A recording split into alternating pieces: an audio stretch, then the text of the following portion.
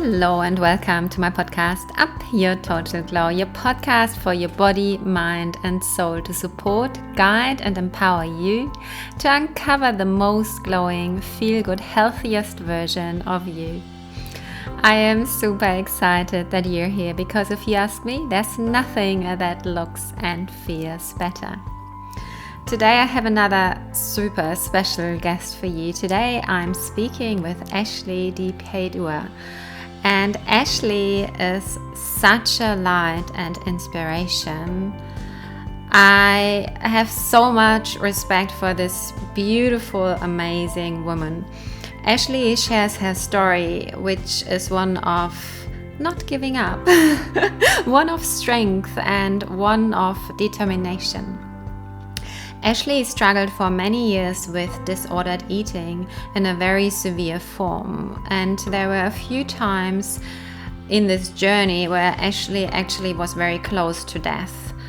And today Ashley is out glowing her beautiful self, truly inside and out, with a healthy, delicious glow.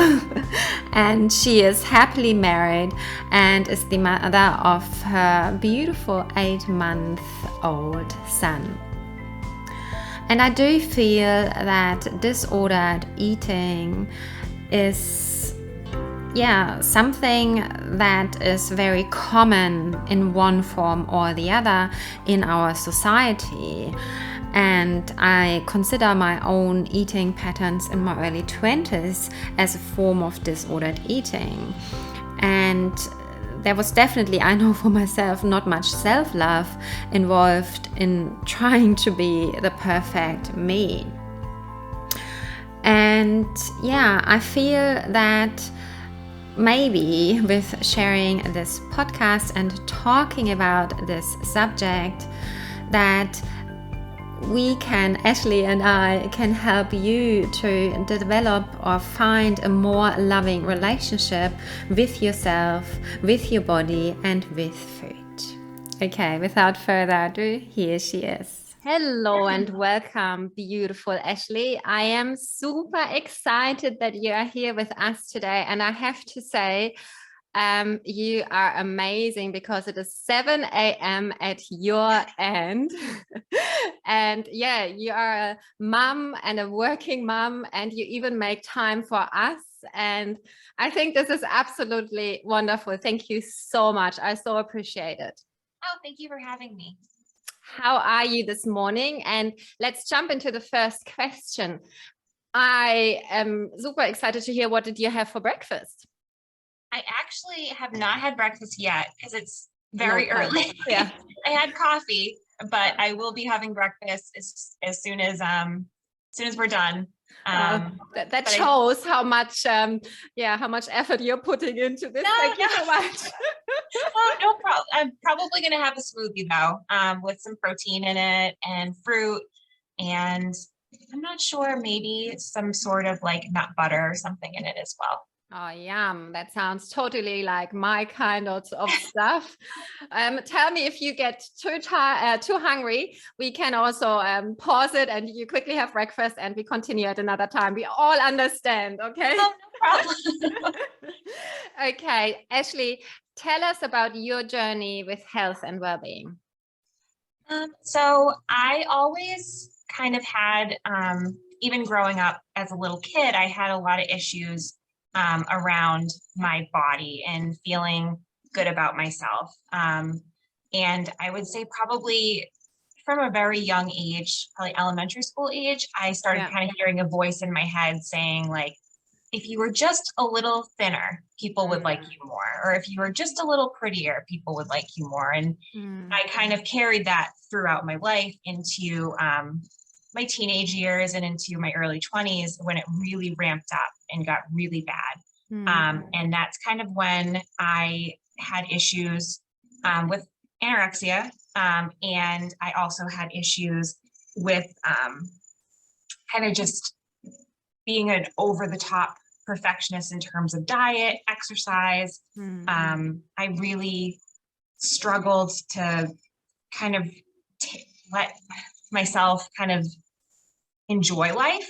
I kind of used it as a punishment in terms of, if you were only thinner, if you were only smarter, if you were only better, then people would like you more. So unfortunately, that voice in my head kind of won out.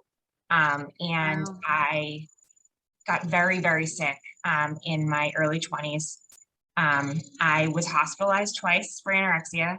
And I kind of got to a point in my life where I met my now husband, and I said, this is enough.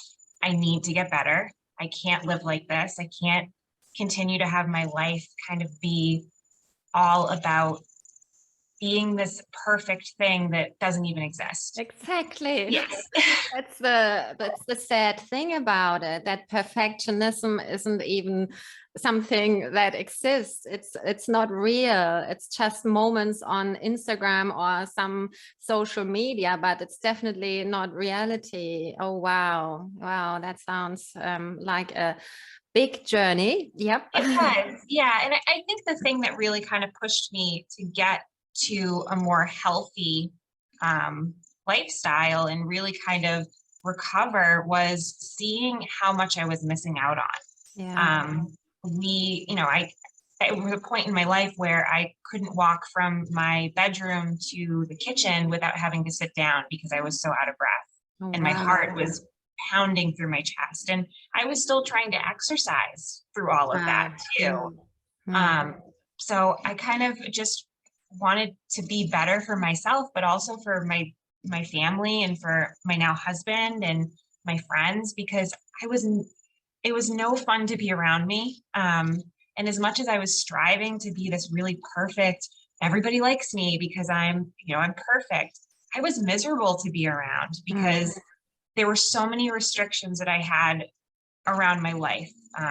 You can't eat this. You can't let people see you eat. You can't, I had crazy rules where I could only eat certain colors. There was like weeks where I only ate orange, which for my skin was not good either, because I started kind of getting a little orange.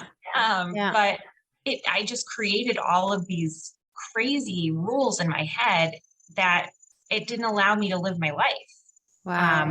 So once I finally kind of started moving in the right direction of getting better, I was able to go on hikes and not turn it into this like competition of how fast I can do it. Or, turn it into this horrible thing that I was doing because I was so sick and I was so out of breath and my heart was pounding and, my electrolytes were all over the place. So now, like, I could actually go for a hike, or I could go for a walk, or just to do things and not feel sick and not feel miserable. Yeah. Wow. Just for those listeners who are only listening. So Ashley is a picture of health now. She looks beautiful. You would not be able to tell. I just want to say this to those listeners who can't really see the picture, because I do think this is quite important to add here. So a huge journey and a huge turnaround. I would like to go a little bit back. So when this started, or this eating disorder started to manifest more, can you describe a little bit how this started, how this manifested? Because, well, then it became into a huge blown up thing, which you started to describe. But just, I feel there are so many different versions of eating disorders, and I would include my own dieting in that. Dieting in itself for me is a form of disordered eating and disordered viewing of your body. So I think it is very empowering to understand how, where it starts and how the mind as well changes, then how we really observe ourselves different. And we also know from a very scientifically point of view that once you are on such a calorie deficit, that there are changes in the brain that are really happening, and it becomes very difficult to put yourself out of this. But start with how it manifested, and maybe the tiny little forms that you felt in the beginning. I would say it probably manifested, the earliest parts of it were when I was very young. Yeah. Growing up, I was a little heavier as a little kid. And kids would make fun of me, and say like, oh, she's fat. So that kind of would set in the back of my mind. And as I got older, I kind of held on to those things. And I kind of grew up in a household where I was kind of put down a lot by my dad. My mom Wow. was great, but she worked all the time. So unfortunately, she kind of couldn't be there Yeah. all of the time for that. Yeah. But I was put down a lot. And when you And were put down, was this around the way you looked, the outside of you, or in general put down? just in general, Yeah. That's more, horrible. more so kind of like, why, like making me feel like I was stupid or I wasn't good enough, or why can't you be more like this? And I think that I held on to that a lot, Yeah. because it was like, well, why can't I be more like this? Yeah. As I And got a little, I guess we also believe our parents. Our parents are our idols. You know, we kind of rely on them, and yeah, we think they are all knowing. So yeah, if one of these idols tells you, oh, or makes you feel like you're not good enough, then of course you believe this, and you're trying to, well, then I want to be better. I want to yeah, be good enough. Yeah. absolutely. And I think too, it kind of drove home the fact that those voices in my head that I was hearing, Yeah. oh, maybe they're right if someone else is kind of saying things the same way.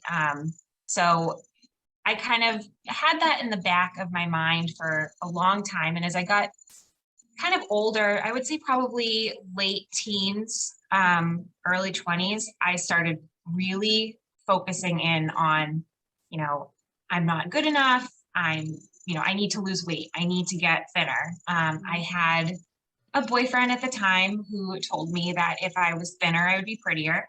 What? Yeah. That person's Wow. not a good person. And Talking about law of attraction. yeah, now thinking about it, but in that time I was young, and it was one of the first relationships, and I thought, well, oh, maybe this is true. Maybe, I'm hearing this voice all my life, and now I have this person telling me that, oh, maybe you should be thinner. So I think, tell me about your body at that time. Can you remember? Were you actually bigger? I was probably heavier than I am now, but I was not a big person. And that is so important to understand. I mean, this is really horrible, isn't it? Yeah, absolutely. And I think part of it too, not to take away from the fact that it was awful for someone to say, but I think the fact that we have social media and we have these, people are looking at people who aren't even like real. They're this fake look. And if you watch videos of how they show how people stand certain ways, so their body looks a different way. So it was like being compared up against those things. But sorry to interrupt, but I have to say one thing about this, because some of these images of how women are meant to look, these women wouldn't be even able to walk. And this is so important to know. And I also know from my own modeling that I really had to completely stand in the most abstract ways so that it would look like good on a picture. It's like no one would stand like this or walk like this. It's like really, it's so absurd. It's not normal. Yeah. Okay. Sorry, Ashley. No. I mean, I think that's really important for people to know. I mean, like people don't stand like that in normal life. So. And it's not healthy. It's not healthy for your back. It's not healthy for anything. Yeah. Yeah. But I kind of took that as, okay, well, I'm going to show you. I think that's kind of where the perfectionist tendency came in, because it was like, I'm going to be the best at dieting. I'm going to be the best at losing weight. And unfortunately, at first, and I think this happens a lot with a lot of women and men who, at the beginning of an eating disorder, people start commenting on how good you look, because you're, losing weight is considered this great thing in society. So people say, oh, you look great. And it was kind of the first time in my life I was hearing compliments. So it was like, Wow. oh, well, if I could look even greater if I, I cut this out. And it turned into me just going from this very limited diet down to nothing because I was cutting everything out. And at that point, I got sicker and sicker. And I'm surprised that I was able to do a lot of the things that I was doing, exercising, walking, I was going to school at the time. I was working. I don't know how I did it because So what did the restricted diet look like before you then started to, I don't know, eat pretty much nothing? Can you dive a little bit deeper into this? Yeah, absolutely. I was eating very measured out. For breakfast, I'd have like a quarter of a cup of yogurt and a half of an apple. So I was cutting everything down to very small amounts. And then for lunch, if I wanted to eat lunch, I would eat maybe a protein bar. And then for dinner, it was kind of whatever we were having for dinner, I would eat like just the vegetables of it or just, a little tiny bit of something. And then everything else was filled in. Unfortunately, I smoked. So I was smoking and drinking a lot of coffee. So I was making up for what I wasn't eating with that caffeine. But that was kind of what it looked like before I started really, really restricting, which is crazy. Yeah. That is crazy. That is very scary. And were you still living at home at that time? Yes. And did your parents not notice? I was working and going to school, so I kind of was able to hide it. Because if I'm at work, I can kind of say, all right, and I worked in retail at the time, so I could kind of say, well, I was too busy. I couldn't sit down to eat. So I was able to kind of skip the meals because of that, because I kept myself so unbelievably busy that nobody would notice. Yeah. Wow. Okay. And then from that little amount of food, what happened then? I mean, what do you mean? You then didn't eat at all, or? I would eat very little. It's sometimes only like a one meal a day. And some days I would go with nothing except coffee, or gum. Like I chewed a lot of gum. My jaw still hurts now from the amount of gum that I chew. Because I needed something to kind of like trick my brain into thinking that I was eating, but I really wasn't. Yes, absolutely. Yeah. But I would eat like maybe like a half a sweet potato for the day or a handful of carrots. And I mean, I could definitely tell in my body that things were not going the way that they should because I felt tired constantly. And then those compliments from being, oh, you look so great, to, oh, I think something might be wrong with her, because it was like a very slippery slope. You get to the top and then it's completely downhill from there because I lost control. I thought I had all of this control, and then I didn't, because I got so sick. Yeah. Wow. And what age were you then?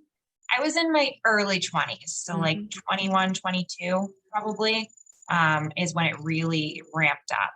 I was hospitalized when I was 23, and then I was hospitalized again when I was 24. And when you say you were hospitalized, is that like your parents organized that, or is that something that you wanted to go to hospital, or?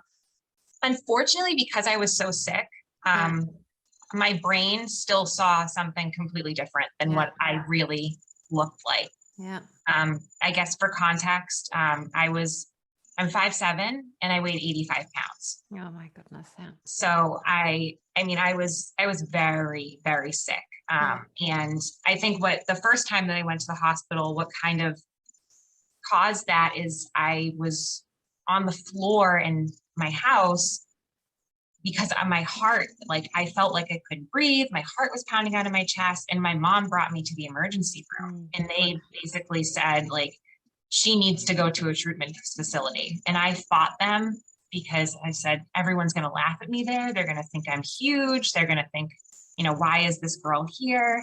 When in reality, all of the women and some of the men that were there thought the same thing in their mind. Crazy. That's how much your neurotransmitters and everything changes in your brain, and how you completely, are so far away from reality. Then I think that's really important to know. Yeah. Wow. Absolutely. And then how was it at hospital for you? And could you sort of accept being there? And was that a good thing for you? Or if you don't mind sharing. No, not at all. I think it's important to know about it, because I don't think a lot of people realize like what an eating disorder can do to you. I agree. I so agree. I think that people kind of gloss over it and think that it's a vanity thing, and that people, they just want to lose weight, and they don't look at it as how serious and devastating that it can be. If it was only that easy, if it was only that. Absolutely. I know in the hospital for me, it was difficult. I remember probably the first night I was there calling every person that I knew to come get me, because you don't want to let go of that. It almost becomes your security blanket. Your control. Yes. Yeah. Wow. And in the program that I was in, it's a locked unit, so we weren't allowed to leave the building, and people had to be like swiped in and out in order to come visit. Wow. Because it was so controlled. I met some amazing women there who, one of my roommates in the hospital was actually in my wedding. Wow, that's so beautiful. And I couldn't have made it through without her support and some of the other women and men that I met there, because it's just, I think that was the thing that I enjoyed about the hospital, is that you were around people who understood you. Yeah. And unfortunately, there were people there who did not want to get better and kind of used any way possible to kind of trick the system of, skipping meals, but not looking like skipping meals. One of the things that I kind of disagreed with, but I know why they did it, was I unfortunately had to have an NG tube because I refused food. And that is something that I think was the most humiliating thing for me to have to go through. Yeah. Because I'm an adult, and I had to have something put down my throat in order to make me eat. Yeah. So I think it's more than just humiliating. Maybe also it's really invasive. You know, it's like, something is done with your body where you haven't given maybe consent to. I think that's always a very almost traumatic feeling, even if it's for your own good. While you are still conscious, I think it can have a very traumatic effect on you. So I understand that. Yeah, that was probably one of the most difficult things, because you have to stare at yourself. I mean, we didn't have mirrors, so we didn't really get to see what we looked like, which is a good thing. Yeah. But I mean, you can still kind of see from like shiny surfaces and kind of catching that glimpse of myself. It was really sad, because it was I got to a point where this needed to happen. And I think that was really difficult for me to kind of wrap my head around. Can I just ask back, so for how long, for what kind of amount do you think you had this eating disorder until you were hospitalized for the first time? What kind of time are we speaking? Probably a few years. I had the thing with the eating disorder, and it's different for every person. For me, the thoughts were really invasive, and then it kind of got to a point where I don't want to say gave in, but I started really believing the thoughts. And I broke down into, the control and all of the real extreme part of it. And I would say that was probably about a year. which I'm very surprised I was still alive because of the amount of food the little amount of food that I was eating, and I was still exercising, and I was still, doing normal things in life. So I'm surprised. Two things I would like to say about this. So for one, the thoughts, I think we can all relate how powerful thoughts can be and how they can seem so real. At least I know for myself, sometimes when I hear these things in my head, like, oh my God, this is not good enough, and I have to really use all my power to remember, okay, this is just a thought, this just might not happen to be reality. So, and when you are already in such a cycle of, there are so many thoughts and voices in your head, I think it gets even harder. And then as we know now, also your circuitry in your brain changes a little bit, which also makes a difference. The other thing I would like to mention is that, I think it's amazing what your body could tolerate and do. And I think one thing, because you were so young, and but I also think that our bodies, honestly, they always try their hardest to fight for us and for our survival. And I've got just so much respect for this. And I just think it's the most beautiful thing, how our bodies love us so, so, so much and back us up, even when sometimes we can't return this for a while. So absolutely. Yeah. I think that, a big, not to jump around, but I think a big testament to your body being amazing is after having my son and seeing like how much my body actually did. And it's incredible. And I felt so bad the entire time for all of the abuse that I put my body through, because it was amazing that I was able to, have a life inside of me and have a beautiful, healthy child. Yeah. And this is the other thing where I find, or where I'm just blown away by our bodies. They have such an incredible ability, capacity to heal. If we support them the right way, and I have seen that, and you have seen that, and I think this is just so amazing. So absolutely, we'll dive a little bit deeper into this, that now you have a beautiful baby boy, and I was even able to see him. He looks amazing. He's absolutely gorgeous. But let's go back. So you were hospitalized the first time, and for how long did you have to stay in hospital? So it was inpatient, which was a hospital setting. I was there for a month. And then I was in a residential treatment facility, which was right down the street, which was I thought was a good thing that they did. It teaches you how to be more independent without that really structured, this is mealtime, this is, this time. You're able to leave and go do things by yourself. They kind of give you more freedom to make your own choices. I was there for, again, about a month and a half. Wow. And then I was in a outpatient program for like 3 or 4 months after that. Wow, that's a long time. So, and you learned how much to eat and what to eat. And did you also learn something about your mind, how to work with these thoughts? Or tell us a little bit about what actually happened in the programs.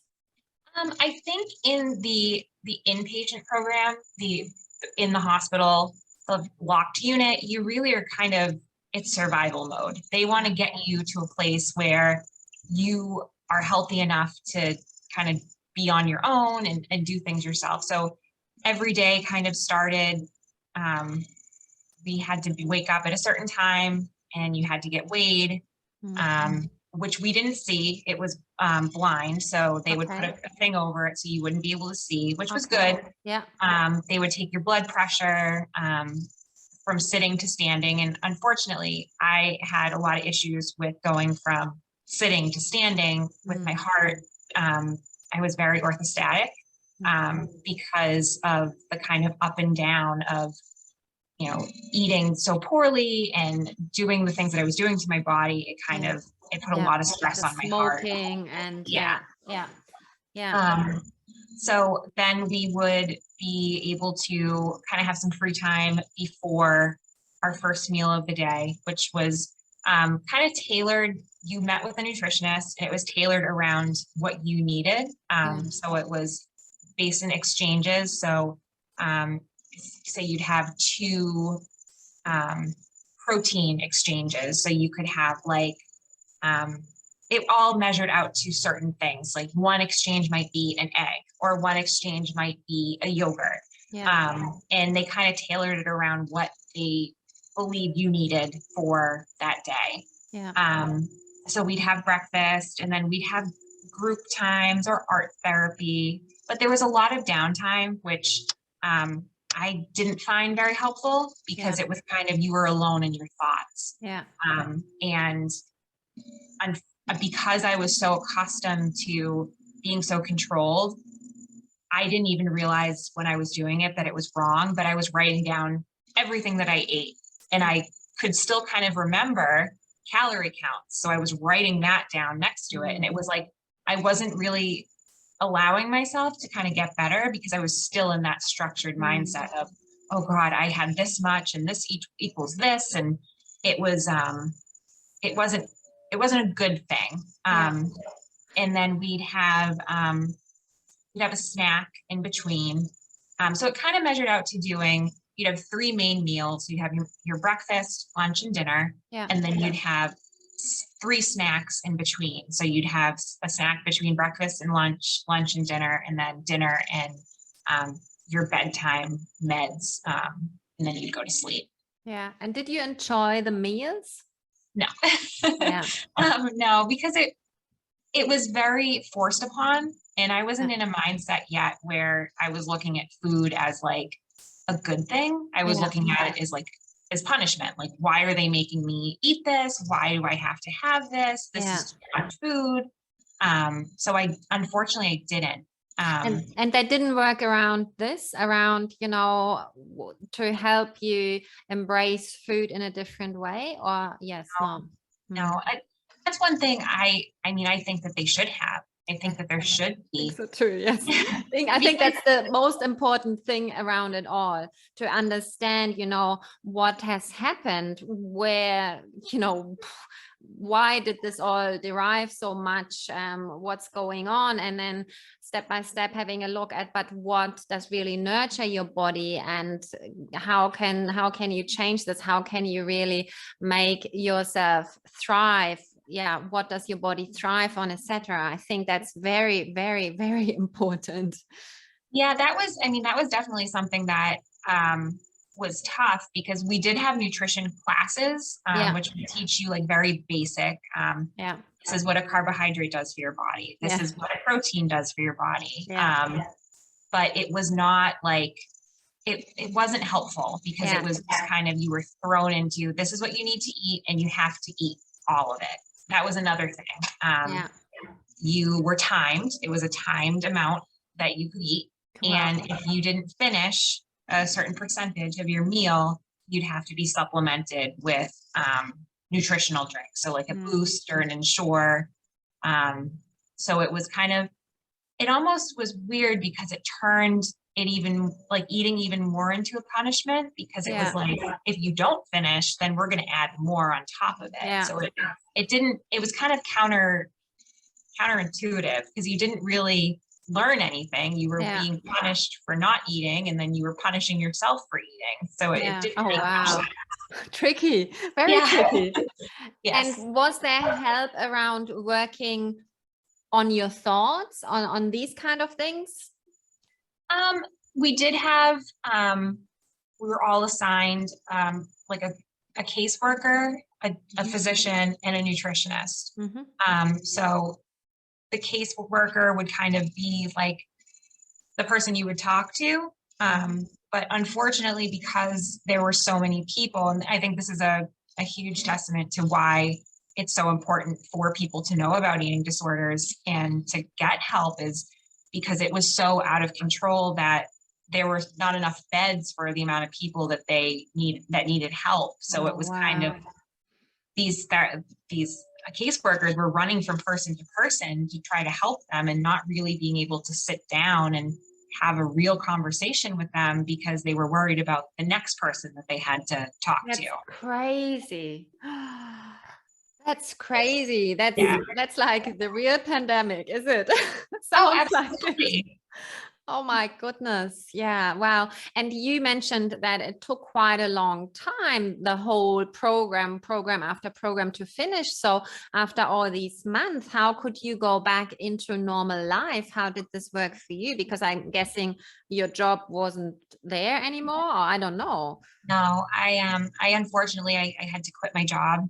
And I was able to go back and work, get a new job. But unfortunately, because I think the program wasn't very helpful, especially the first time around for me, I went right back to my old habits. Wow. So, and can you remember why, or what was the trigger?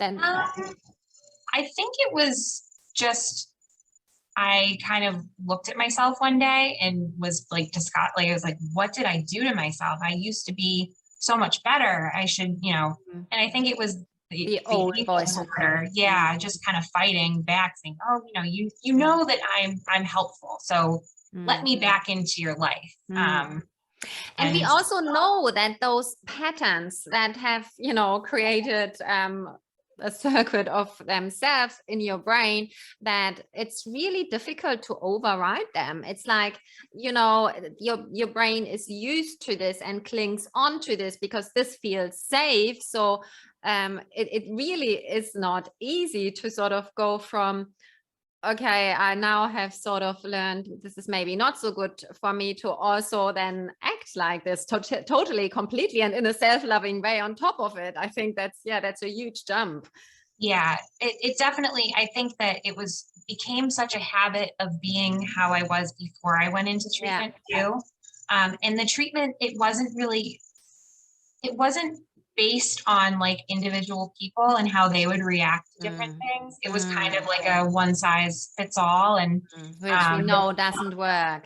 Yes. And that's probably the problem, because they are so overrun by people that they can't do this. But yes, of course, makes so much sense, because yes, one size fits all, that doesn't work, because you are not me and I'm not you. No, and it's tough. I think the thing that is really difficult, and I think it's important too that people know, is just because someone's looks emaciated and sick, it's not the only way that someone has an eating disorder.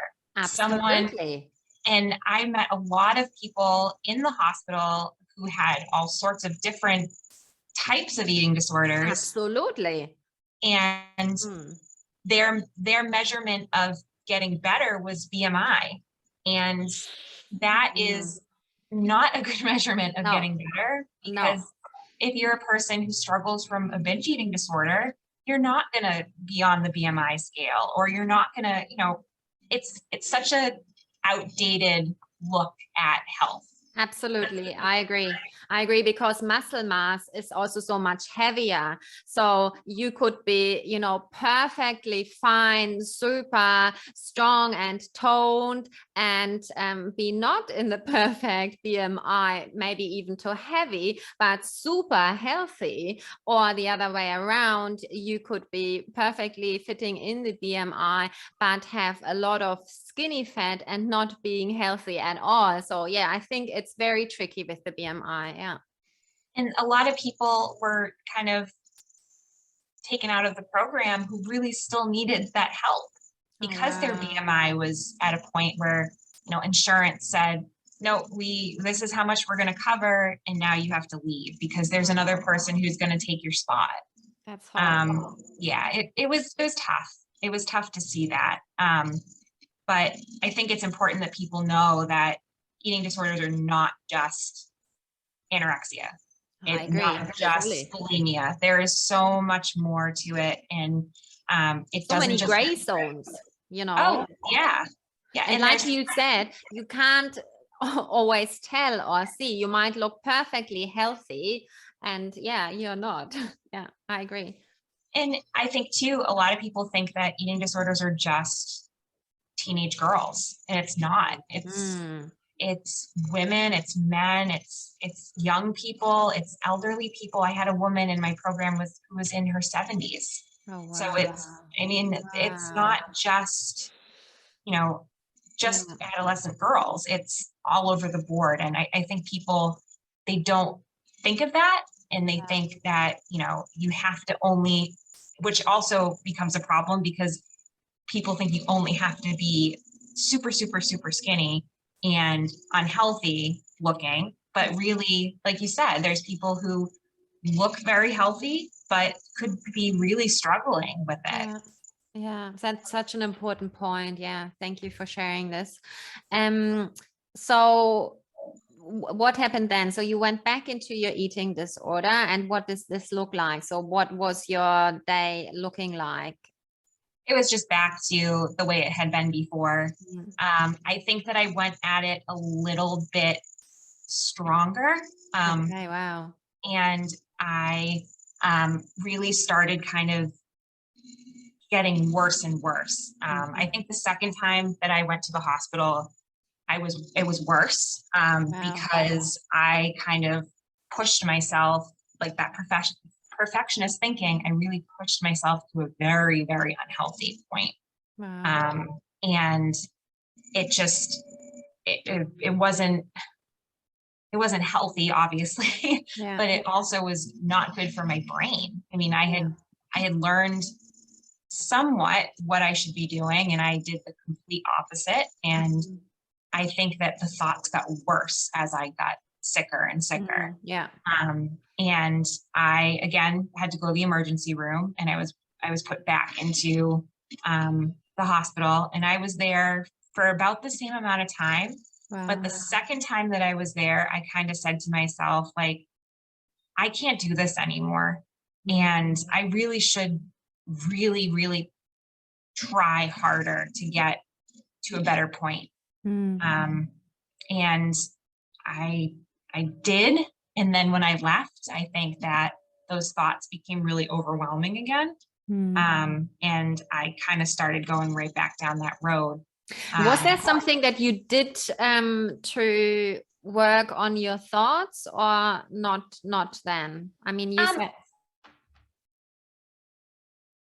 oh, yeah, yeah, sorry. I did see a therapist, but unfortunately, I think it kind of just it didn't sink in at that point because my brain wasn't at a point where I could let that information sink in. Yeah, yeah, absolutely. And it takes such a long time for the brain to recover. That's so true. Yeah. Ashley, are you still there?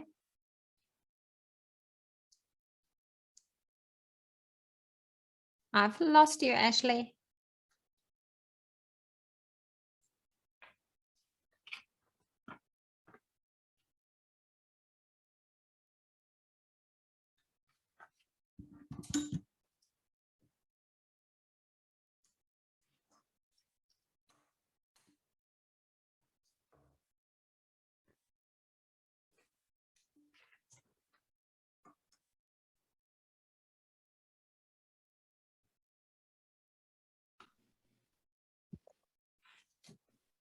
Okay, you're back, Ashley. Great. Sorry. That happens. Okay, so you were saying, I believe I was talking about coming out of the program yes.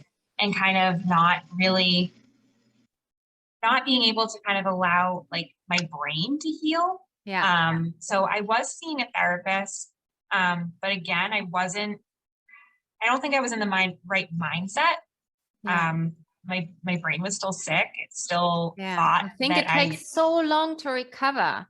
And I yeah, know a little bit about a brain to recover after my brain operation. So it does take time. It can, but I think we have to really appreciate that, yeah, to heal, we need time. That's just what it is. And I think in our society, we forget about this. We want everything straight away and perfect results, no matter. I mean, you were very sick, what you have described, and not for a short amount of time. I think it's fair to allow quite some time to mend everything in your body, in your brain. It makes sense to me. Yeah, no, absolutely. And I think too, part of, and it's different for every person, but I think for me, and what really got me to the point that I am now is I had to want to be better. Yes. And I think this is true for everything. Yeah. Yeah. And I had to allow myself to say, you know what, enough is enough. I need to be better. And I need to do things that are going to work for me to get better. So can you remember a point where you really said to yourself, okay, I now really want to get better? I know you said a little bit before there you could feel a difference, but was there a certain point where you can remember where you really said, okay, this is really enough now, I'm doing this differently? I would say probably when I met my husband.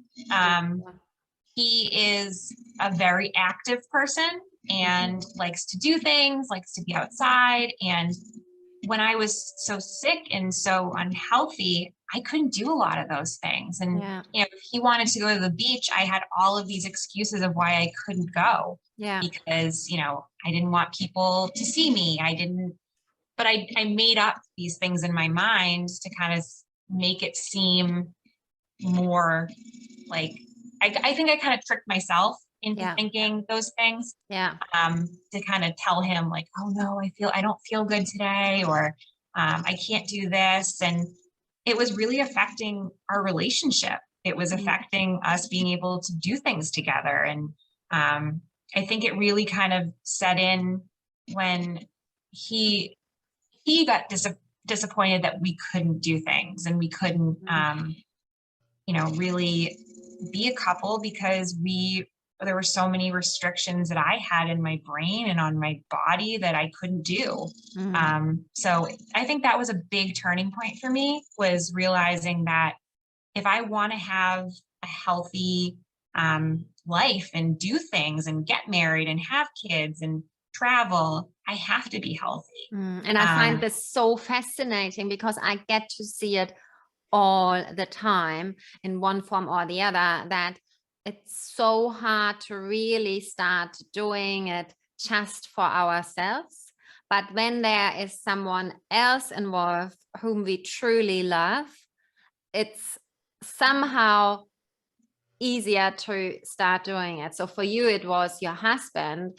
For many of my clients, it's their children. They feel they can't do it for themselves, but then their health is suffering, and they want to be good moms or good fathers for their children. So they then decide to make a change. So I think this is, it's so hard to love ourselves, but it's great that in one form or the other, love starts coming in. And my hope is always that first we can maybe rely on that love outside of us still, and then eventually it flows into ourselves as well, and we can find that love for ourselves as well.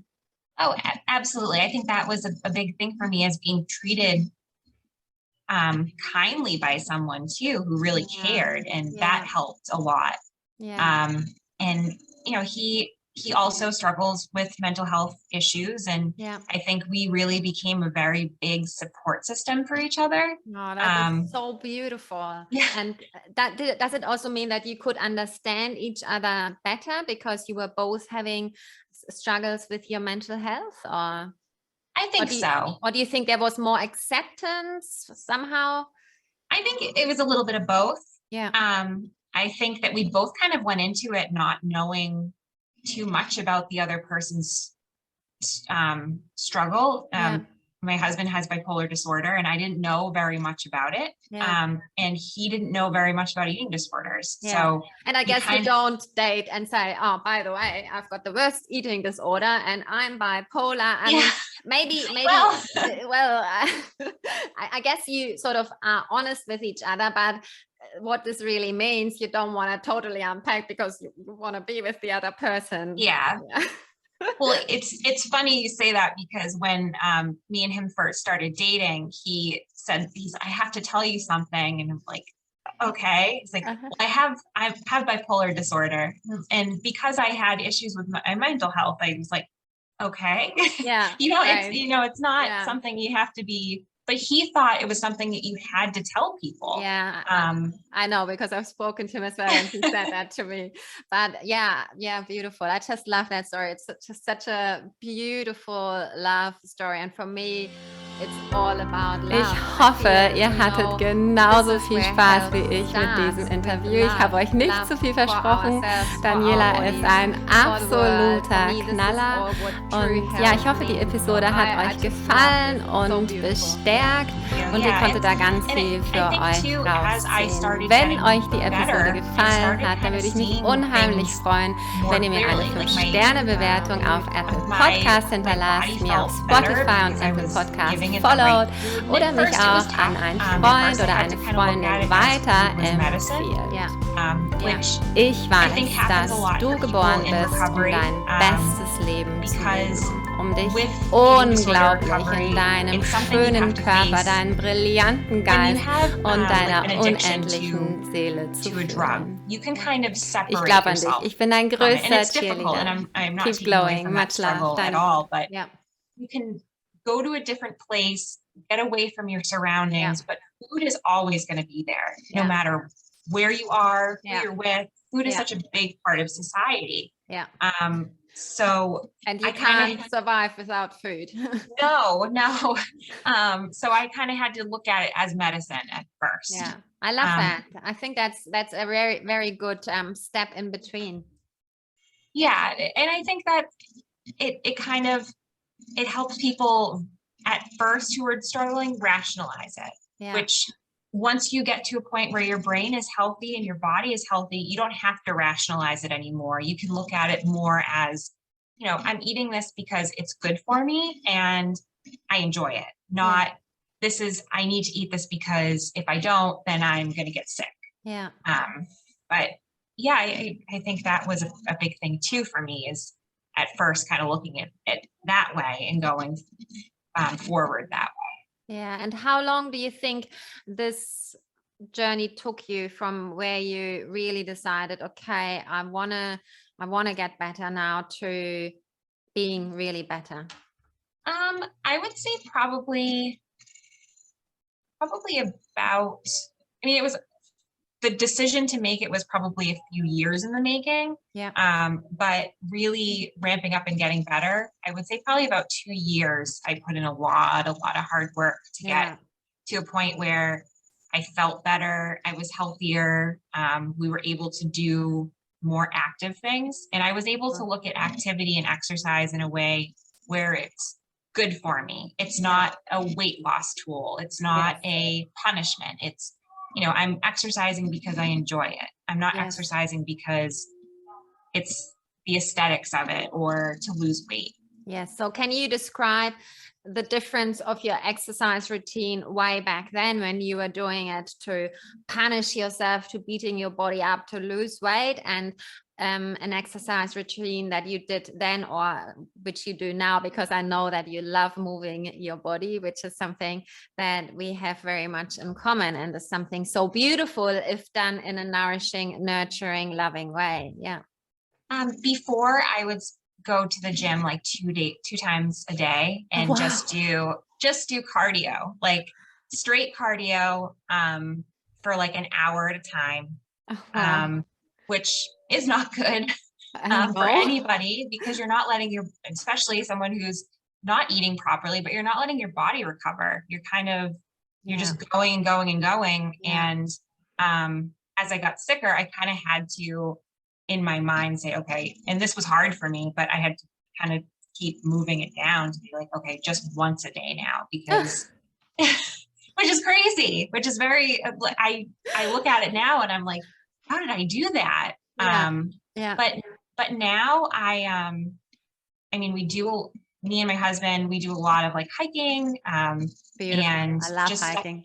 I love, it's great. And it's kind of cool to like you work so hard to get to the top to see this beautiful, it's kind of like life. You work so hard to get to a point, and then you can see all the hard work that you've done. Oh, true. That's so beautiful.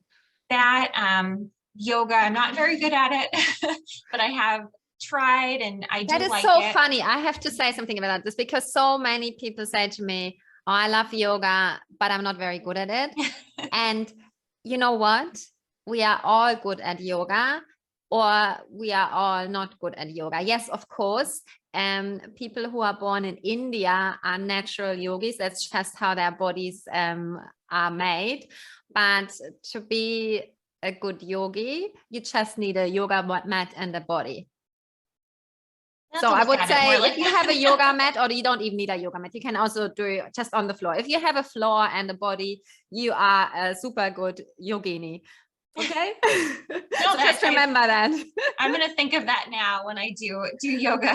Good. But now too, I found, and this was a big thing for me, and it's just been in the past 2 years, I found a person on YouTube who is an incredible trainer, who she does training videos every single day, and it's not based on weight loss. It's based on motivation and based on kind of being the best version of you. She starts and finishes every video and class with motivation for you. Like, go into the day as, you know, this is the best person you want to be, or try something that you're uncomfortable doing today. And I think that's in the minority of what's on YouTube with fitness, because a lot of it is quick and easy, and get abs in 10 days or lose 10 pounds in 2 weeks. And that's not what people need. People need fitness and exercise in a way that's going to make their body stronger and make them feel better, not just have, you know, abs or lose weight in 2 weeks, which is impossible. Absolutely. Totally.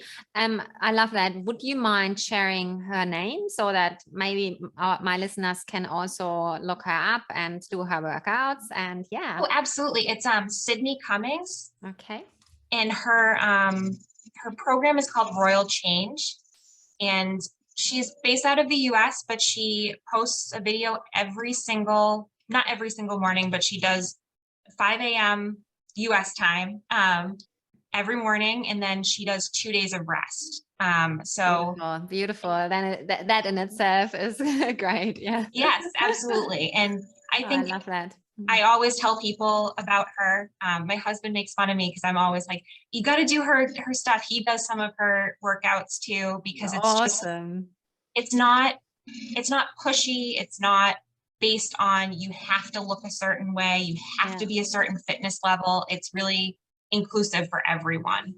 I love that. And it doesn't make sense to have to look a certain way, because we are also different, and we all have different levels and different ages, and we are different genders. And yes, so that's absolutely beautiful. I love that so much.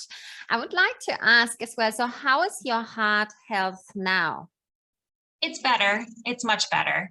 My blood pressure was very, very, very low when I was, really in the midst of everything, but now I'm in a much better place. It's, you know, my blood pressure is always normal. My heart rate is always normal. During my whole pregnancy, it was great. They always were commenting on how good my heart rate was. Fantastic. So your whole pregnancy was easy and good, or tell us about this. Physically, it was good. I had to kind of keep myself active, which the doctor was fine with. And I think that really helped me, especially recovering after having him. because I was moving the entire time. Yeah. Mentally, it was difficult for me to see my body change. Okay, the weight gain, or yeah. Yes, that was really difficult for me. And I think because for a very, very long time, I didn't listen to hunger cues, I had to almost program myself to have hunger cues again. So because it's so important to, not only am I feeding myself, but I'm feeding him too. Yeah. So I had to put alarms on my phone to say, every so many hours, eat nutritious things. And I had to look at it as it's not just me when I was having those thoughts, that I'm taking care of another person too. Yeah. So I have to make sure that I'm feeding my body in order to feed him and make sure he's healthy. Yeah, absolutely. That is so true. And were you surprised when you got pregnant? Because I know you said in the beginning that you weren't even sure if you could get pregnant because you had been sick for such a long time. Yes. That was one thing I was very, very nervous about because I was so sick. My period stopped for a very long time. Yeah. So I was really nervous that was going to affect my fertility. And when we did get pregnant, it was amazing because I think that's a testament to really getting your body to a place where you are healthy, because I was able to kind of heal myself, and and it was great. It was a great, physically, it was a great pregnancy. Mentally, I did have some trouble with it, but after I saw him and saw the end result, it was all worth it. So beautiful. And tell us, I know I'm very conscious of your time, but tell us about your relationship with your body and self now. I look at it as I'm kind of like a superhero. Well, yeah. And I don't mean to say it in an arrogant way, but no. I think that I put my body through hell. I put it through some really, I almost, I put myself to a point where I probably could have died. I think so. I think you were very close. Yes. Yeah, Ashley, to be honest. And even I was talking to my mom about it a few days ago, and she said that she just started thinking about the night that she brought me to the emergency room and started crying because she really thought that I was going to die. And now she has a grandson that so it's goosebumps. Yeah. I think I look at it that way, is I've come so far, and I have a lot of life left that I can live. And I didn't have that before. Yes. Oh, and you have given life, it's amazing. And would you say that there are still thoughts that are triggering for you, or that some days are harder than others, and that you can just hear the voice of the eating disorder rearing up? Or would you say, no, that is not the case, just so that the listeners can better understand? I think that in a certain capacity, I'm always going to have that little voice in the back of my head. But now I have the tools to kind of say, I'm not listening to you today. Awesome. Or quiet that voice by doing something that is healthy, whether that be going for a walk or doing an exercise video, doing yoga, talking to someone, and not just sitting in those thoughts. But I think it is something that I'm going to have to deal with for the rest of my life. But I think as I get better and better, and I'm not ever going to, I don't want to say that I'm going to be fully recovered, because I think there always will be that little voice. And I think everybody has that little voice that says, well, if you did this, then you would be better. But it's really, it's learning. And I think I'm coming to a point, and I've learned that voice isn't right. That voice is just telling you things because it wants you to feed back into it. And you have the power to kind of say, I'm not listening to you today. I'm going to do something instead. Beautiful. That's so empowering and beautiful. You are an absolute superhero. So if we could put it into 3 take home messages for the listener, what would these be? I think one would definitely be, do the best for you. Don't listen to outside voices, outside images, messages. Do what's right for you, and really take care of yourself in a way that's good for you, not good for the person on Instagram or the person on Facebook, but for you. Another one I think would be is treat your body with respect, because it is an incredible, incredible thing. And it really is resilient, and it can bounce back from. And it's your home. It's your home in this life. So be nice to it. Yeah. And beautiful. I think the last one would be just be kind to yourself. Cut yourself a little bit of slack every so often. Let yourself know that it's okay if today is hard, and just move on and do something different the next day. Beautiful. And just to finish, is there something that you are doing to pacify your inner perfectionist? Have you got a few tricks up your sleeve there? I'm still learning. So am I. Because it's tough. I think when you have that mentality, and you have that, and you're that, you have that personality, and it's tough. But I think it's just letting yourself, kind of being easy on yourself, and saying, you know what, it's okay that I'm not perfect at this. It's okay to fail. And I think that's a big thing, is just allowing yourself to say it's okay, but then work differently or do something differently the next time. So you don't always stick yourself in this, I have to be perfect, I have to do this right. Yeah, so I love that. So kind of, we are learning, allowing us to learn, and through that learning to grow. And I think if we are trying to avoid any mistake or being perfect, we are not allowing ourselves to learn and to grow. And I think that's not very rewarding, not a very fulfilling life, and we also not getting very far. So for me, this is what I need to put into my mind when my mind is saying, oh, but what if you fail? Why would you do this?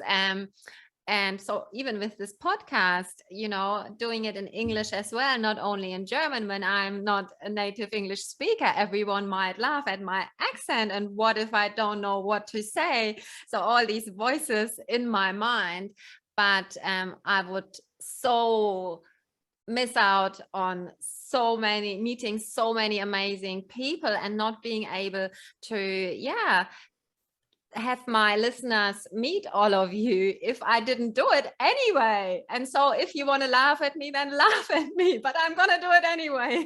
So I'm learning, I'm growing. Yeah, I think this is my message. For me, this is important to put in my mind. And I heard your beautiful baby boy there. He is awake now. He's wanting you. We're going to wrap it up. Is there anything else that I haven't touched upon that you would like to mention and give my listeners, with them from you? I think just be, like I was saying before, just be kind to yourselves. Allow yourselves to do things that are good for you. And if you're scared about doing something, just like you were saying, it's so incredibly brave to think you're going to fail or feel like you're going to fail, and then you just do it and you surprise yourself. So I think really just beautiful. Surprise yourself and be kind to yourself. Oh, so beautiful. You're such a light to this world. You are amazing. No, you are. I'm such a fan of you, of your whole family. So very beautiful. May I put I don't know, have you got an Instagram account or anything about you in the show notes, so that maybe people may reach out to you, or you'd rather stay completely private? I actually don't have social media okay, because good. I've found that that's more helpful for me, is not to have social media. But I just want people to kind of have a takeaway from this, as someone made it to the other side. So that's all that I want people to really have from that. Oh, you are so beautiful. Thank you so much for sharing and for making this place a better world with your light, and even with taking your precious time to share and help others. I just love it. Yeah. Thank you. Thank you so much, Ashley.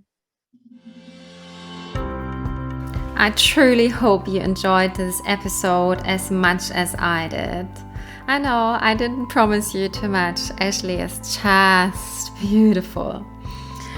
If you loved this episode as much as I did, I would be super grateful if you gave me a 5-star rating on Apple Podcasts, followed me on Spotify or Apple Podcasts, and shared the love by recommending the podcast to someone who you know would really benefit from it.